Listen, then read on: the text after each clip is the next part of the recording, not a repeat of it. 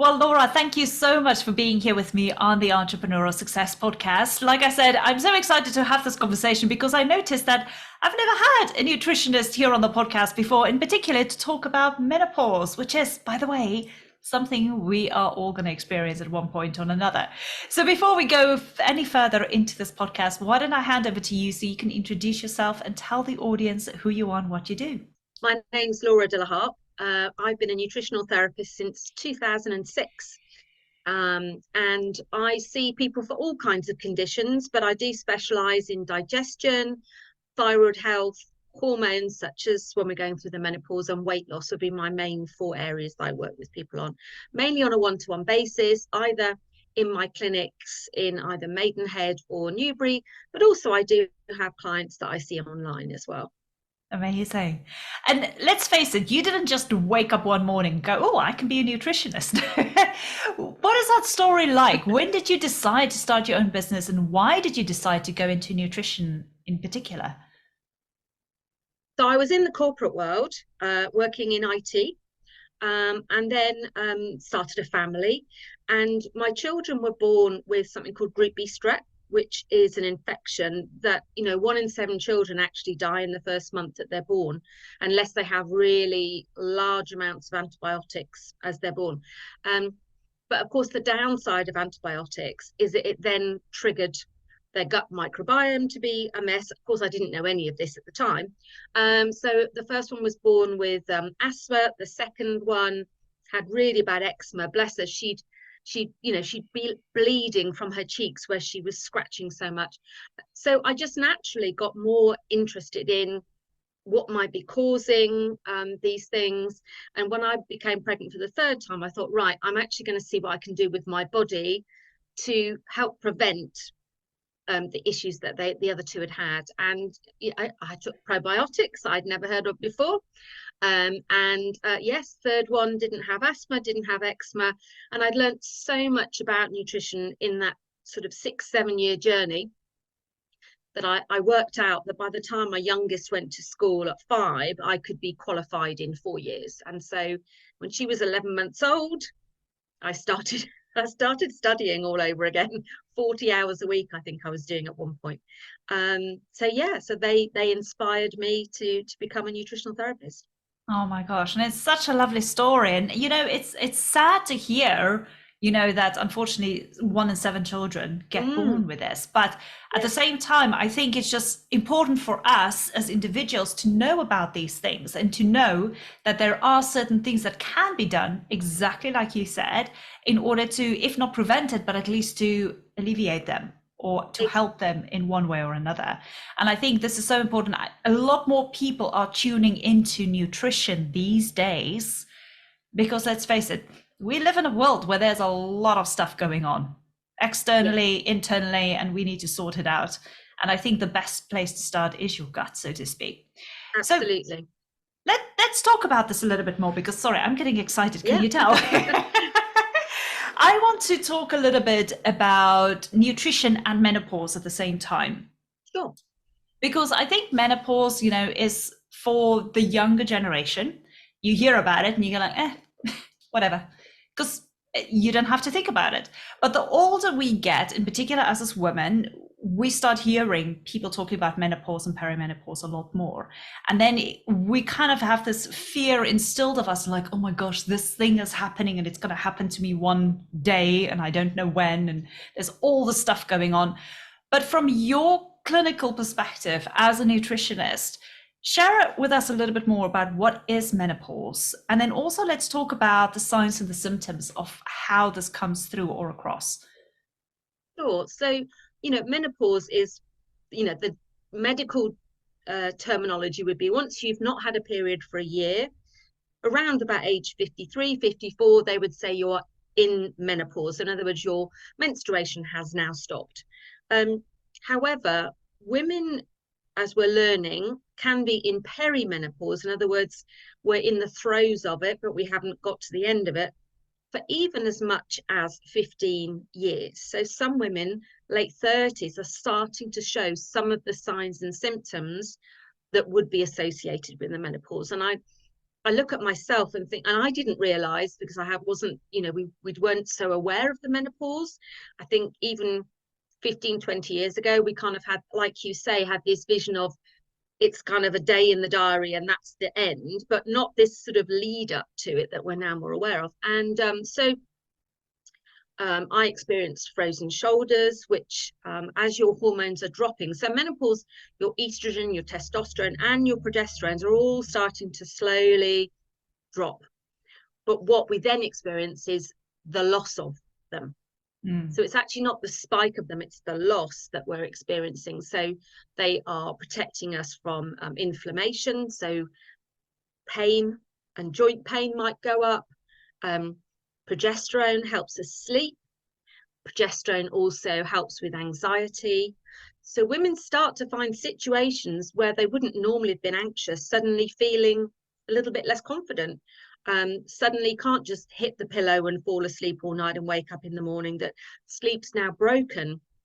Women are, everyone thinks about hot flushes, but that isn't always what women are experiencing. I haven't ever had a hot flush, but other women could be having them every 10 minutes. And in a work environment, that can be really quite debilitating and a little bit embarrassing, because all of a sudden you've gone bright red for some women, then you're needing to kind of, cool yourself down. And the thing with a hot flush that people don't understand is that you've got a thermostat in your body. So normally when you're too hot, you would perspire, your body would try and emit heat to cool off. When you're going through menopause, your thermostat gets confused. So when you are hot, it thinks you're cold. So what it does is heat in. So women are boiling hot, but the mechanisms aren't working to cool them. That's the kind of their fan or stripping, layers off. If they're thinking of, a lot of women start to wear multiple layers so they can kind of, take a cardigan off or a jacket off, as opposed to having to strip off. So it's like a furnace inside that they can't get out of. So I think it can be quite debilitating, that one, if that's one of the ones. Other women wake up in the middle of the night and they've had a night's sweat, so they're literally having to change the bed sheets, So not an easy time. Yeah. And it's really interesting because, it sounds all scary. Let's face it, because we're all like, oh, no, I want my life to be normal. But I think this is part of life as well. And it's to understand the chemistry of what is happening within your body and to understand that it is absolutely normal. And also that it's not all doom and gloom. There are ways in order to work through it. So let's talk about that a little bit. Let's lighten the mood and talk about how you then help as a nutritionist, how then you help women who experience perimenopause or menopause through nutrition. How does that work for them? So one of the things I'll look at first of all is obviously what they're eating.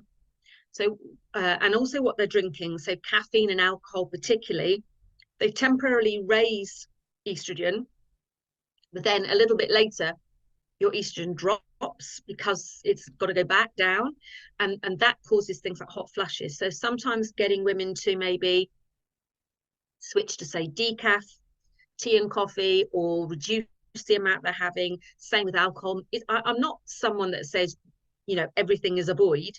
I really do believe in moderation for people, because I think for people to for women to actually want to do what I'm going to suggest, we've kind of got to meet in the middle a little bit here, haven't we? So it's about reduction of those kinds of things. Also, blood sugar plays a really big part. So as our estrogen levels are dropping, we become what we call insulin resistant. In other words, we just don't process sugars as well as we used to. So insulin will run rife with our hormones, and our energy can be going up and down, which is quite tiring. And we start to produce a lot of stress hormones as well when our blood sugar drops. So if I can help women to eat in a slightly more balanced way, so I have a lovely plate picture for them, so they can kind of mentally, when they're eating out or eating at home, they can go, oh, about right. I try to give people a framework rather than being over prescriptive. And then if their blood sugar's balanced, then a lot of the other systems in their body will be calmed down. So some of those basic things are, you just see all sorts of foods that people are eating. And I get a food diary and I can almost kind of guess where their energy is dipping, what's going on fairly quickly, really. Yeah. So that's kind of job one. And then we also look at lifestyle and exercise as well as kind of part two. So looking at their sleep, their quality of sleep, what their room might be like, is it too hot? Is there too many lights that are interfering with melatonin? What's their bedtime routine? We talk about a bedtime routine for children, but we forget as adults, actually, we need signals to tell us it's bedtime. And then one of the most powerful things is actually exercise. Women who exercise a lot seem to have a much smoother menopause than women that don't. And I don't mean necessarily going out running, because actually, again, I think the kind of exercise needs to change. So probably more resistance. So either using weights or your own body weight. So that could be yoga, Pilates, that kind of thing. It really, really helps. And as I say, the women that keep themselves fit do seem to have a better deal with the whole process. Yeah. It's really interesting that you're saying that, because also the other day I spoke to somebody and she said, if you are in this age range where perimenopause is possibly coming through, she said in particular, you've got to be careful not to do too much strenuous exercise, because again, that heightens, and I completely forgot the word now as I'm thinking about it. I just had it a second ago. What is that hormone? Cortisol. Cortisol, thank you. Yes. Oh, it heightens cortisol, which is, again, you're not losing weight, so to speak. It's actually retaining the fats, so to speak. Absolutely, yes. So if we're demanding too much cortisol, then what happens is your body decides to put a load of fat around your middle, because it can make cortisol in that fat, and it also can make estrogen in that fat. So a lot of women, part of the thing they come and see me about is the thickening around the waist. All of a sudden things don't fit around the waist. They might fit everywhere else, but that's where they're feeling that change. And I think we've all been kind of used to, in our 20s and 30s, kind of being able to exercise away half a stone if we needed to, and then all of a sudden they're kind of like, well, my body used to do that and now it doesn't. So it's a change, as opposed to exercise absolutely will help, but it's a different kind of exercise maybe. Yeah, and it's so interesting. And I think what I love about this conversation is to understand how your body operates, understand how it works. You're not, if you're still in your 20s, well done you.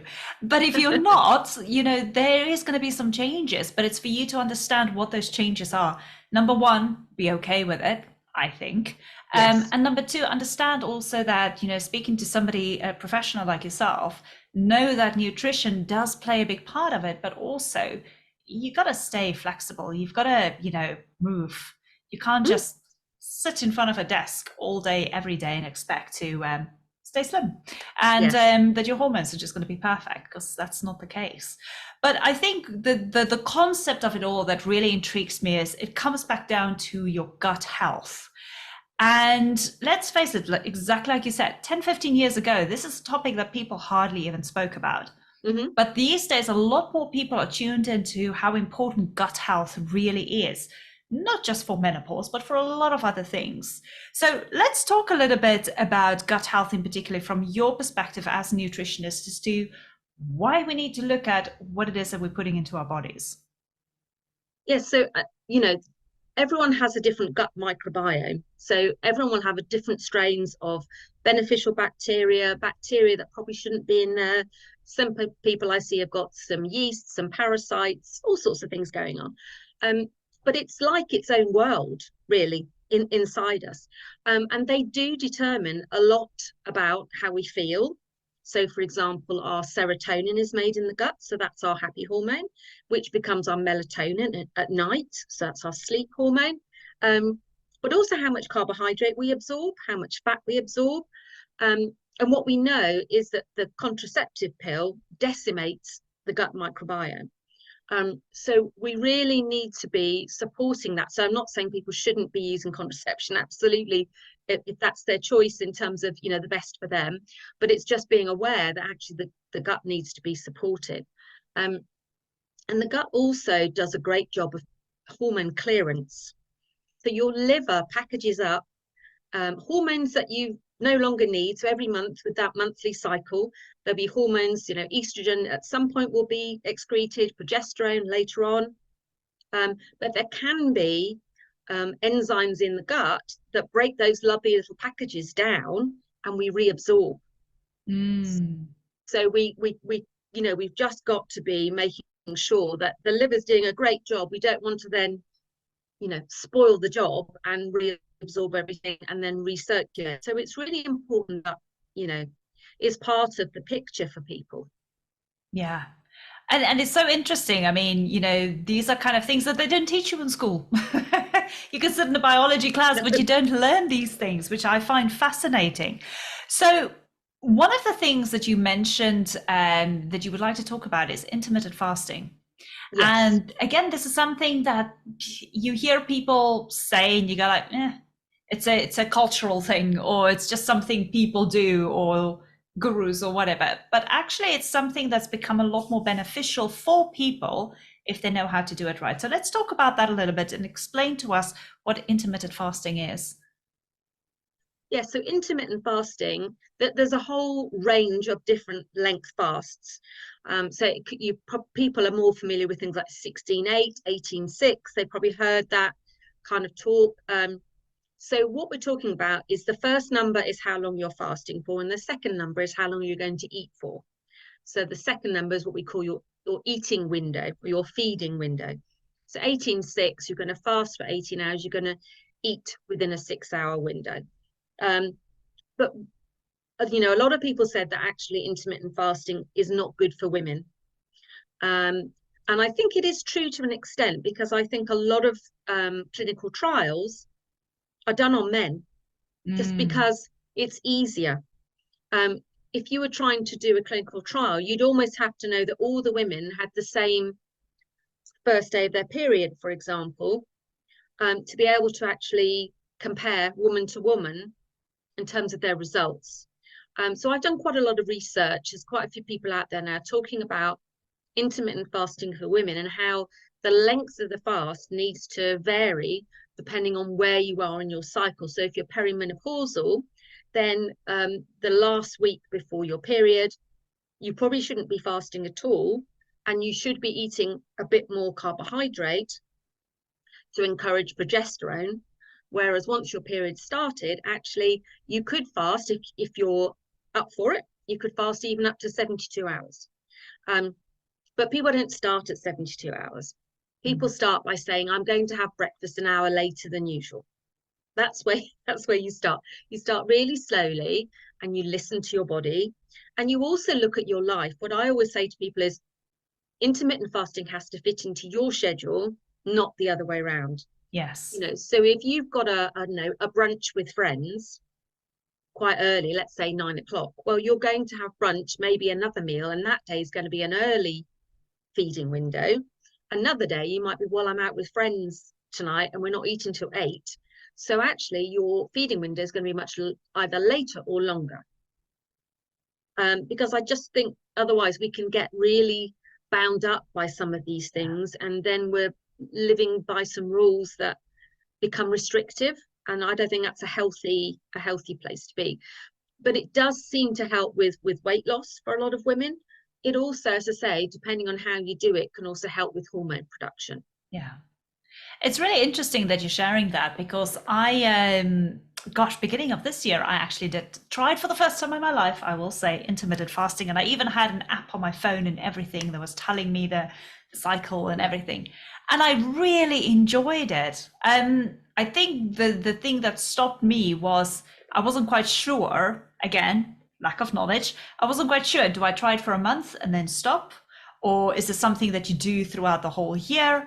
And again, it comes back to knowledge. But for me personally, I really enjoyed that kind of set time scale that I had to work, and I could feel the benefits. I think I lost about a kilogram. Now, it's not a lot for a lot of people, but to me that was amazing by just changing, the times of when I'm eating. But interestingly enough, I didn't know about what you just shared.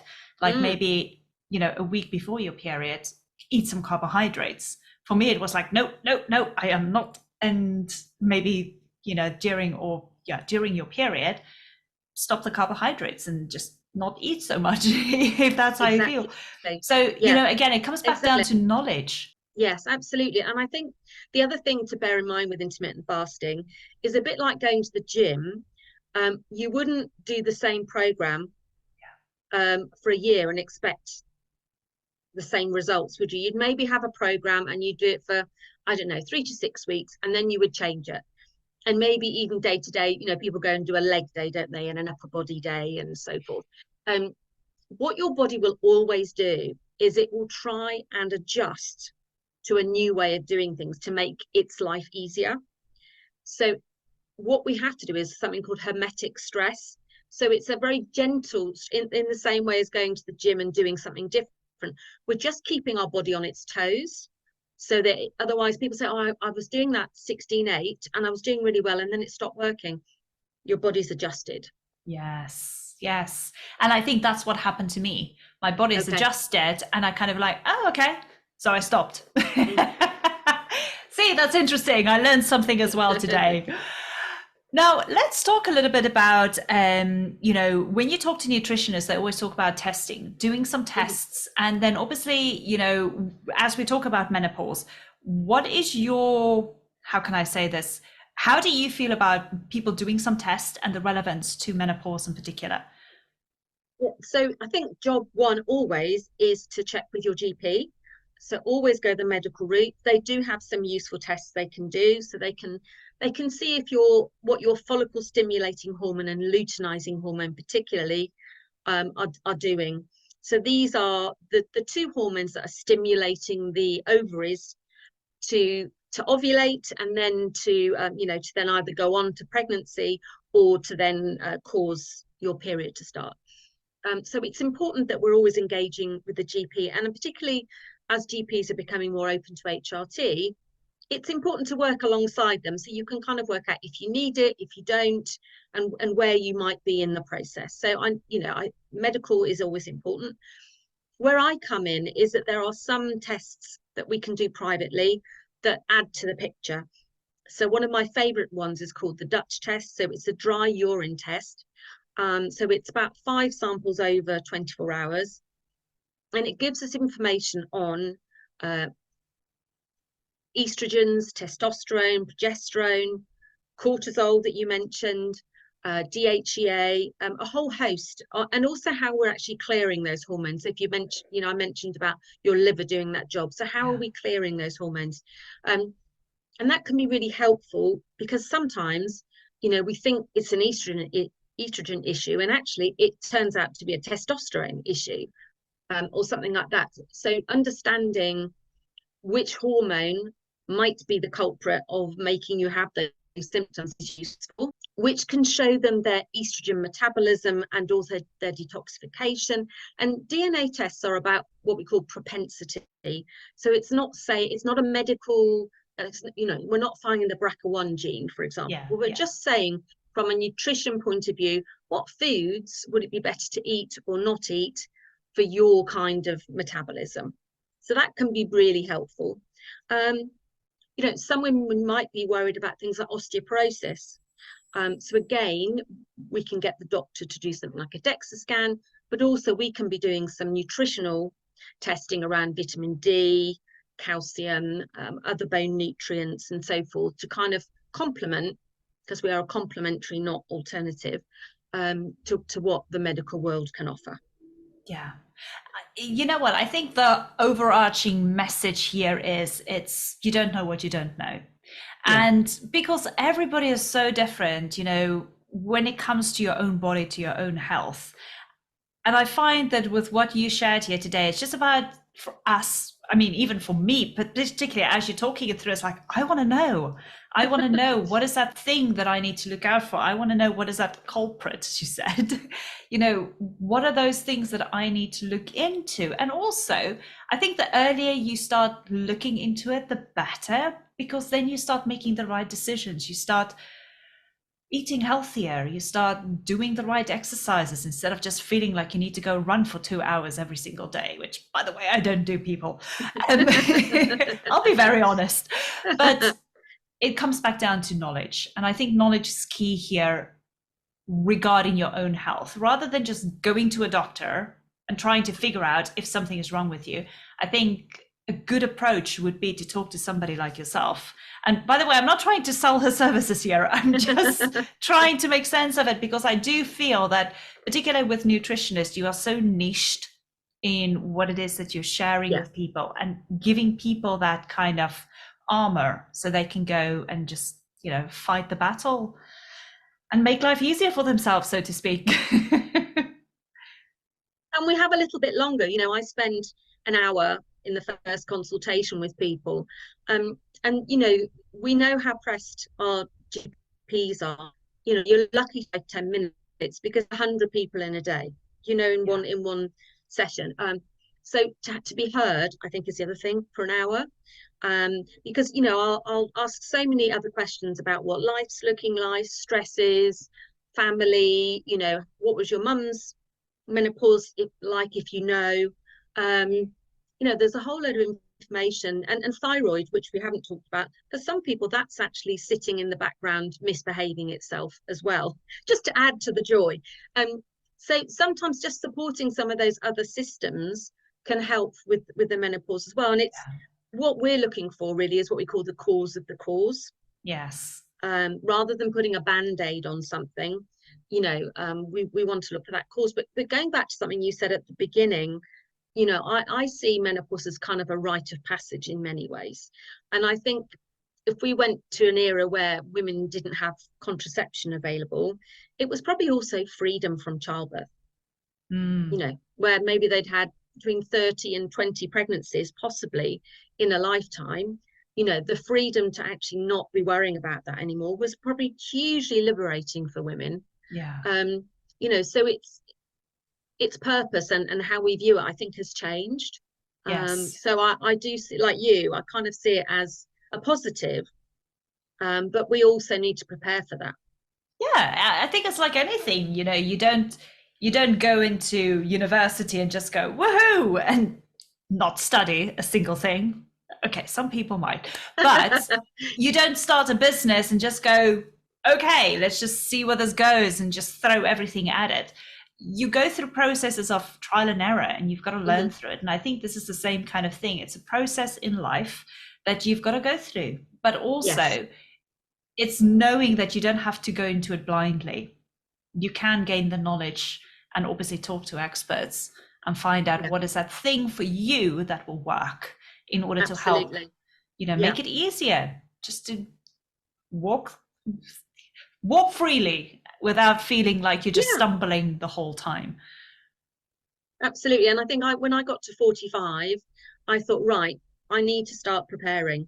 I need to start preparing now, which is where I came across Metabolic Balance, which is it's a weight loss program, but it also works on balancing everything.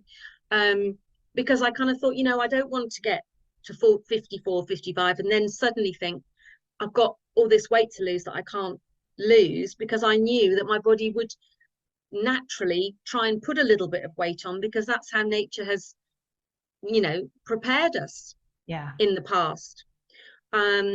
So I think you're right. I think a bit of preparation, a bit of thinking, okay, this is inevitable, how should I be preparing for it, is probably the most positive thing you can do for your long-term health and well-being.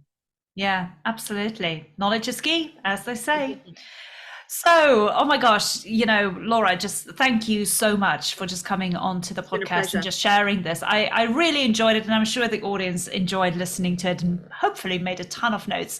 But for those of you who are now at this age where possibly you're thinking perimenopause is there, or you're already going through the menopausal stage, and you go, okay, I need a little bit of help. I need to talk to somebody. Then what Laura's doing here is she's offering a 15-minute free chat with you that you can go and book, just to kind of, like she said, just share, because sometimes we just need to be heard. And that's what she's basically doing here. And then she can possibly guide you as well as to what the next steps are, so that you can have that knowledge and just start walking a little bit more freely, and, you know, not be so scared about the darkness that everybody talks about when it comes to menopause. So what we'll do is the link will be in the show notes, where you can go and book that 15-minute chat with Laura. And then also, if you want to connect with her, you can obviously join her Facebook group. She's got an amazing Facebook group where the details will also be in the chat. And then also you can go and check out her details via her website. And See, I can't even get my words out today. I've provided all of those links in the show notes. But overall, I just wanted to thank you again, Laura, for taking the time to come and talk to everybody here. Because I think, really enjoyed. You know, like I said, we don't know what we don't know. So I appreciate your time and your skills. Thank you so much.